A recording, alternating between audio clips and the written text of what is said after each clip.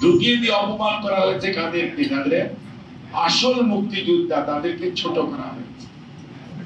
এবং 12 বছরের ওই ছেলেকে ঢুকিয়ে দিয়ে সে সিনিয়র সচিব হয়ে সরকারের কাছ থেকে পদোন্নতি নেওয়ার পর ধরা পড়েছে যে সে ভুয়া মুক্তিযোদ্ধা।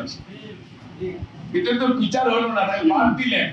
কিন্তু the way he has exploited the nation এবং establishes the your prestige, অর্থাৎ মুক্তিযোদ্ধারা আমাদের সবচেয়ে গর্বের ধন। আমি জীবনে কোনোদিন মুক্তিযোদ্ধা হতে পারবো না, কারণ আমার জীবনে হয়তো আমি সুযোগ কোনোদিনই পাবো।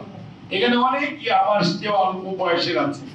একটা জাতির জীবনে যুদ্ধ করে দেশ স্বাধীন করার সুযোগ, 52 সনে ভাষার জন্য রক্ত দেওয়ার সুযোগ আর কি কেউ পেয়েছে? আর কি কেউ কোনোদিন পাবে বলে মনে হয়? একটি জাতির জীবনে এই সমস্ত পরিবর্তন কিন্তু আপনার অনেক দিন পরে পরে আসে। এই 24শে জুলাই আগস্টকে আবার কেউ কোনোদিন পাবে আমরা আশা করি না, আমরা এটা দেখতেও চাই। আমরা এটা কোনো অবস্থাতেই চাই না এইরকম আবার কেউ এক কর্তৃত্ববাদী শাসক হোক তার আবার পালিয়ে যেতে। অর্থাৎ কতগুলো জিনিস যেগুলো এই সব সময় হয় না। যে ইতিহাসের সাক্ষী আপনারা, যে ইতিহাস আপনারা করেছেন, যে বীরত্বের পরিচয় দিয়েছেন, আপনারা সবাই আমরা বলি বীর মুক্তিযোদ্ধা।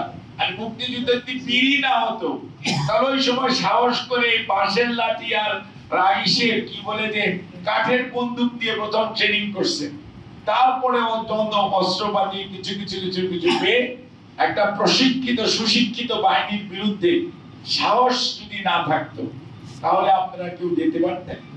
আজ আপনারা যারাই অংশগ্রহণ করেছেন, যারাই সহযোগিতা করেছেন, আমি মনে করি ফ্রিডম ফাইটার এবং আপনারা হচ্ছেন আমাদের সবচেয়ে গর্বের ধন। এবং আমরা আপনাদেরকে যে কোনো পর্যায়ে থাকি না কেন সম্মান দেখানো আমাদের দায়িত্ব এবং কর্তব্য, যারা আমরা জীবিত আছি এবং পরবর্তীতে যে প্রজন্ম থাকবে তাদেরও দায়িত্ব এটা। আর অস্বীকার করার বিষয় যে বলছেন, এটা হয়তো কেউ কেউ না বুঝে কেউ কেউ বলার চেষ্টা করেছে, কিন্তু আমরা ডে 1 থেকে বলেছি আপনি যদি 47 কে অস্বীকার করেন তাহলে 52 পাবেন না ভাই।